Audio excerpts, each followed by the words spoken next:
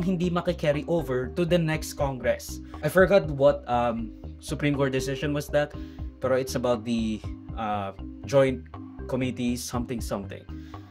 I forgot. Nawala ko yung sasabihin ng iba. Forthwith.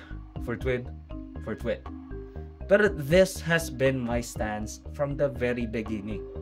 Kahit na I find some of Senate President Cheese Escudero's movement as sly and inexperienced, lalo na yung pag-delay ng impeachment with uncertainty thrown around by a lot of senator judges na he should be keeping in line. It is a solid move to delay the impeachment until matapos ang eleksyon para ang mga pinili ng tao ang magiging husgado sa impeachment trial ni Duterte. You know, why did I say that? Well, ganito yon. Ang mga DDS, they already have their minds made.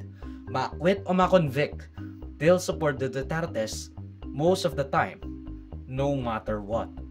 Kaya kung isinagawa agad ang impeachment, kung ma-convict si Sara, sasabihin ay minadali at hindi binigyan ng tao ng tamang pagkakataon para maglagay ng representante nila sa Senado who they could have voted in para hindi ma-convict si Sara.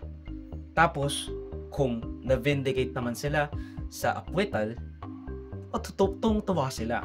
Pero mga pro-impeachment at left/non-DDS don't have that attitude kasi magwewelga yung mga leftists. Plebisito ito ng kagustuhan ng tao sa mga senador na gusto nilang humusga kay Duterte.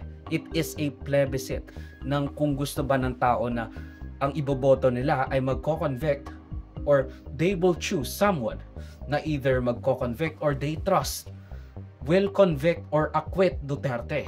And most of PDP Laban's candidates already have the stated goal of blocking the impeachment.